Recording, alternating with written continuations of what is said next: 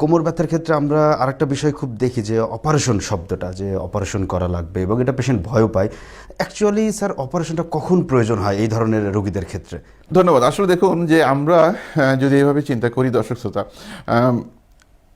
কোমর ব্যথা অথবা যেটা ব্যাক পেইনের সার্জারির কথা যদি চিন্তা করি, এই বিষয়টি কিন্তু 100 জন রুগীকে যদি আমরা দেখি, তার হয়তো একজন রুগীকেও সার্জারি করা লাগতে পারে। তখন কখন আমরা সার্জারিটা করব? আমরা এটা বলি হচ্ছে রেড ফ্ল্যাগ। সেই রেড ফ্ল্যাগগুলোর মধ্যে কী আছে? উনি তার ব্যথাগুলোর অনেক বেশি ব্যথা উনি সহ্য করতে পারছেন না, কোনো ওষুধে কাজ হচ্ছে না, একটি 1 নম্বর ইস্যু।